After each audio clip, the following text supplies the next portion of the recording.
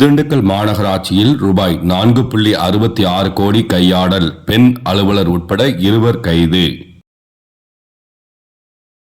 திண்டுக்கல் மாநகராட்சியில் ரூபாய் 4.66 கோடி கையாடல் செய்த பெண் அலுவலர் உட்பட 2 பேர் கைது செய்யப்பட்டுள்ள சம்பவம் பரபரப்பை ஏற்படுத்தியுள்ளது.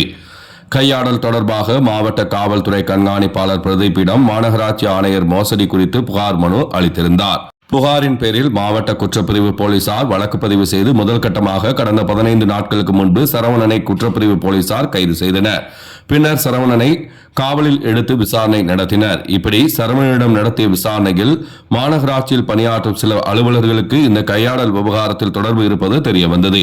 இந்நிலையில் வியாழக்கிழமை இரவு 8:30 மணி அளவில் குற்றப்பிரிவு போலீசார் தற்காலிக பணியிடை நீக்கம் செய்யப்பட்ட கணக்கு பிரிவு கண்காணிப்பாளர் சாந்தி, நிர்வாக அலுவலர் வில்லியம் சகாயராஜ் ஆகியோரை கைது செய்து திண்டுக்கல் குற்றவியல் நீதித்துறை நடுவர் நீதிமன்றம் 2 ஆஜர்படுத்தினர். நீதிபதி 14 நாள் நீதிமன்ற காவலில் வைக்க உத்தரவிட்டார். அதனைத் தொடர்ந்து கண்காணிப்பாளர் சாந்தியை நிலக்கோட்டையில் உள்ள பெண்கள் சிறையில் அடைக்கப்பட்டனர். அதனைத் தொடர்ந்து திண்டுக்கல்லில் உள்ள மாவட்ட சிறையில் வில்லியம் சகாயராஜ் அடைக்கப்பட்டார்.